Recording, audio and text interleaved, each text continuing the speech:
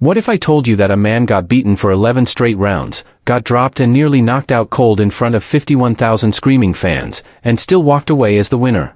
Not because he fought better, not because he deserved it, but because 3 judges sitting ringside decided to rewrite reality. This isn't a conspiracy theory or an angry fan ranting. Even the sport's own governing body looked at what happened and quietly admitted something was very, very wrong.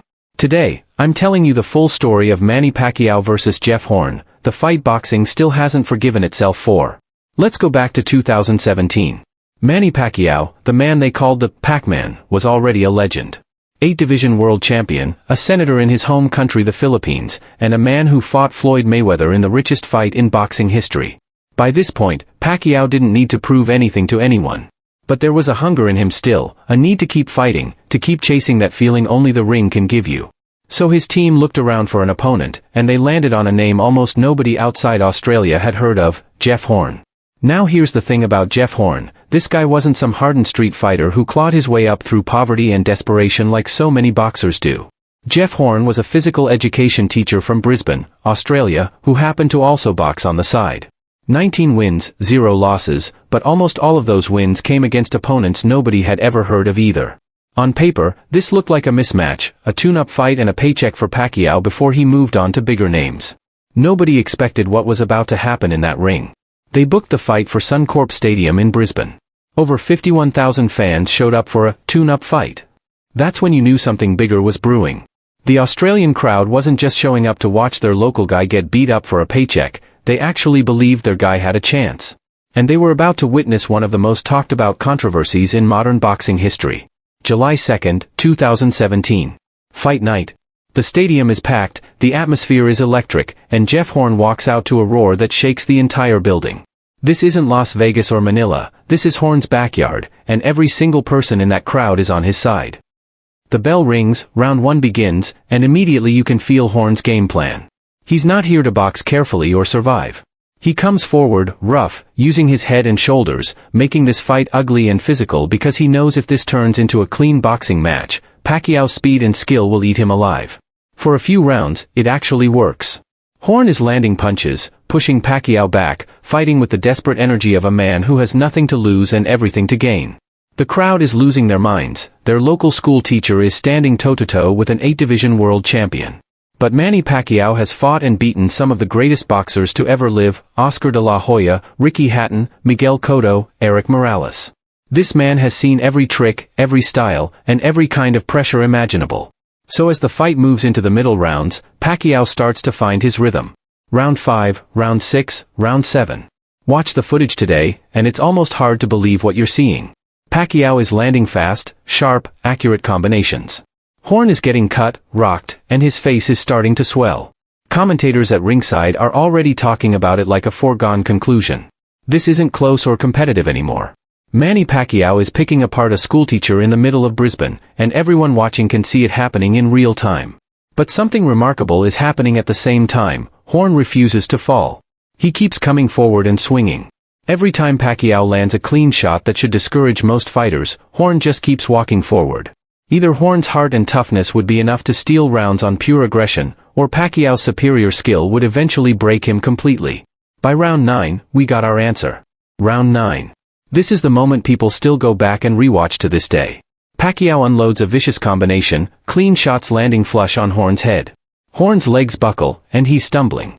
The referee, Mark Nelson, is watching closely, hand ready to step in. For a moment, it looks like this fight is about to be stopped. Horn is hurt badly, the kind of hurt where a normal fighter's night would be over. The referee actually considered stopping the fight right there in round 9. Jeff Horn was one bad exchange away from having this whole night end in a knockout loss on his home turf. But through sheer will and pure stubbornness, Horn survives the round and makes it to the bell. What happened after that round is where this story stops being about boxing and starts being about something much bigger. Let's be clear about something before we go further. After that 9th round, most people watching, including trained boxing analysts, commentators, and journalists sitting ringside, believed this fight was basically over in terms of who had won it. Pacquiao had controlled long stretches of the fight, hurt Horn multiple times, and landed the cleaner, harder, more significant punches. Horn was bleeding, swollen, and had nearly been stopped. This looked like a clear, comfortable win for the legend. The fight continued into the 10th, 11th, and 12th rounds. Horn kept pushing forward with pure grit, landing volume punches, giving the crowd something to cheer. But even then, most neutral eyes still had Pacquiao ahead. The final bell rings. Both fighters raise their arms. Horn's face tells the story of a war, swollen, cut, exhausted, but standing. Pacquiao looks composed and confident. Everyone in that stadium, including Jeff Horn's own corner, is bracing for what they assume will be announced as a Manny Pacquiao victory. And then, the scorecards come in. The ring announcer takes the microphone, the stadium goes quiet, and then the scores are read out: 117 to 111, 115 to 113, 115 to 113. All three judges scored the fight in favor of Jeff Horn. For a split second, there's confusion in the stadium, followed by an explosion of noise as the Australian crowd realizes their guy just won. But if you look at the broadcast footage, the commentators aren't celebrating, they are stunned into silence, confusion, and disbelief. The unofficial scoring from professional boxing journalists and analysts watching that same fight told a completely different story. ESPN's own ringside scoring had Pacquiao winning 9 rounds to 3. That's not a close fight that could reasonably go either way, that's a fight that one side dominated. Harold Lederman, one of the most respected unofficial scorers in boxing history, had Pacquiao winning comfortably as well. So how did 3 official judges see something so completely different from almost everyone else watching? Within minutes of that decision, boxing forums, sports networks, and social media exploded. Robbery was the word on everyone's lips. Fighters, promoters, commentators, and fans from all over the world came out and said the same thing: Manny Pacquiao had just been robbed of a victory he clearly earned in that ring. Even Australian commentators looked uncomfortable with what they'd just witnessed, because deep down, most people understood this wasn't really about Jeff Horn winning fair and square. This was about a scoring system that had failed spectacularly on one of the biggest stages in the sport. Manny Pacquiao himself, ever the calm veteran, didn't erupt in anger. He simply said he believed he won the fight, but he respected the decision, pure class, even in a moment that would have broken a lot of other fighters. But behind the scenes, this controversy was far from over. The World Boxing Organization, the WBO, the very governing body that sanctioned this fight for their welterweight title, took the incredibly rare step of ordering an independent review of the judges' scorecards. Governing bodies almost never publicly second-guess judges' decisions after a fight is finished. Decisions are final, and fighters are expected to move on. But the outcry over this fight was so loud and widespread that the WBO felt compelled to act. They brought in 5 independent judges to review the fight completely separately from the 3 ringside judges. The results? 4 out of the 5 independent judges scored the fight in favor of Manny Pacquiao. The organization that sanctioned the fight essentially confirmed, through their own independent process, that the original scoring didn't match what most trained eyes saw. But that review changed nothing officially. Jeff Horn kept his win and his title. The record books still say to this day that Jeff Horn defeated Manny Pacquiao by unanimous decision. So what happened next for these 2 fighters? Let's start with Jeff Horn. You'd think winning a world title against a legend like Pacquiao would launch his career into superstardom. For a brief moment it did. He was suddenly a national hero in Australia. But that title reign didn't last long. In his very next fight, Horn was stopped by Terence Crawford in a lopsided defeat. The magic of that Brisbane night didn't carry forward. Horn fought on for a few more years, had some wins and losses, and eventually stepped away from professional boxing. Manny Pacquiao, on the other hand, did what legends do: he moved forward. In his very next fight, Pacquiao knocked out Lucas Mathis to reclaim a world title, proving to anyone who doubted him that Brisbane was an outlier, not a decline. He went on to have more historic fights, including a landmark win over Keith Thurman in 2019, becoming the oldest welterweight champion in history at that time.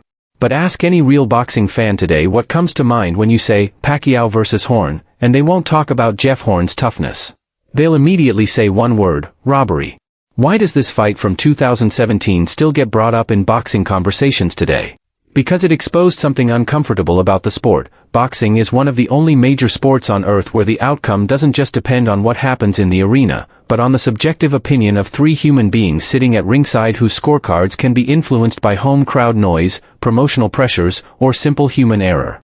When independent review after independent review and expert scorer after expert scorer all land on roughly the same conclusion, while the official result says something completely different, it makes you question how many other decisions throughout boxing history might have gone the same way without enough outrage to force a review.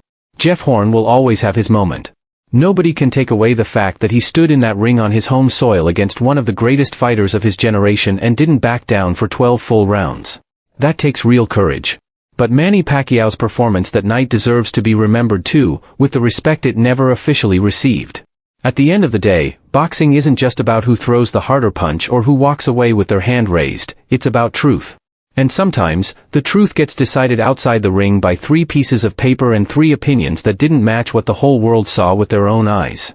Manny Pacquiao never got his hand raised that night in Brisbane, but history, and every honest scorecard reviewed since, has quietly given him the win that mattered most.